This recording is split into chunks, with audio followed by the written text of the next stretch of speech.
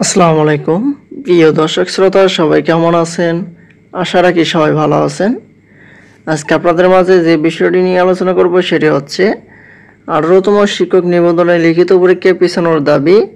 এখানে 18তম শিক্ষক নিবন্ধনের লিখিত পরীক্ষা পিছানো হবে কিনা, বিস্তারিত কি বলা হয়েছে সকল কিছু আজকে আপনাদের মাঝে এখানে বলে দেওয়ার চেষ্টা করব। আশা করি ভিডিওটি সম্পূর্ণ দেখার চেষ্টা করবেন। আর আরেকটি কথা, যদি আমাদের চ্যানেলে নতুন হয়ে থাকেন অবশ্যই আমাদের চ্যানেলকে সাবস্ক্রাইব করবেন। অলরেডি সাবস্ক্রাইব করা থাকলে অসংখ্য ধন্যবাদ। এখন আমরা বিস্তারিত দেখি এখানে কি বলা হয়েছে। এই রিপোর্টটি প্রকাশ করা হয়েছে 6 জুলাই 2024 দ্য ডেইলি ক্যাম্পাস থেকে।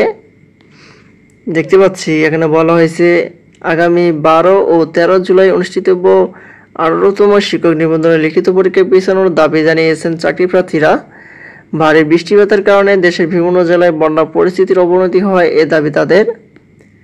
পরীক্ষা পিছানোর কারণ হিসেবে চাকরি প্রার্থীরা বলেছেন, ভারী বৃষ্টিপাত ও পাহাড়ি ঢলে সিলেট, সুনামগঞ্জ ও মৌলভীবাজারের বিস্তীর্ণ এলাকায় প্লাবিত হয়ে পানিবন্দী হয়ে পড়েছেন 15 লাখের বেশি মানুষ।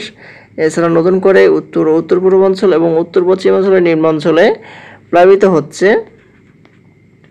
উত্তর অঞ্চলের ব্রহ্মপুত্র, যমুনা এবং অন্যান্য নদীর পাড়ে কুড়িগ্রাম, গাইবান্ধা, ননুখাওয়া, হাতিয়া, চিলমারি, ফুলছড়ি, বাহাদুরাবাদ, সারকাটা, সারিয়াকান্দি ও সিরাজগঞ্জ পয়েন্টে বিপদসীমার উপর দিয়ে প্রবাহিত হচ্ছে।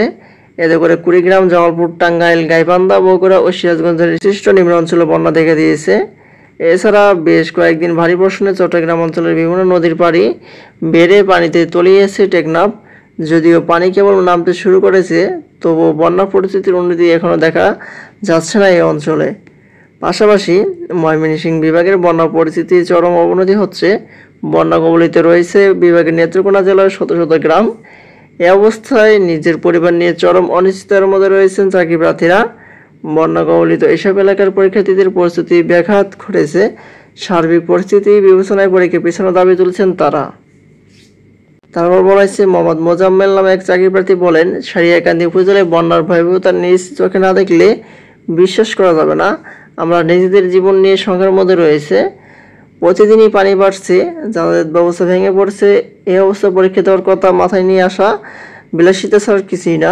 এনডিআরসি এর কর্তব্য ব্যক্তিদের কাছে অনুরোধ, কিছুদিনের জন্য হলেও যেন পরীক্ষা পিছিয়ে দেয়।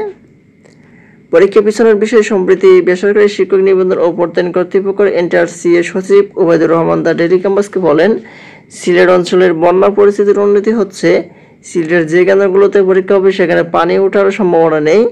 এছাড়া অন্যান্য বিভাগে বন্যার পরিস্থিতির উন্নতি হচ্ছে, কাজে পরীক্ষা পিছানোর মতো পরিস্থিতি এখনো তৈরি হয়নি। এ হচ্ছে 18তম শিক্ষক নিবন্ধনের লিখিত পরীক্ষার সর্বশেষ আপডেট। এটি সম্পর্কে পরবর্তীতে আপডেট পেতে আমাদের চ্যানেলটিকে সাবস্ক্রাইব করে পাশে থাকবেন। ধন্যবাদ সবাইকে। আসসালামু আলাইকুম।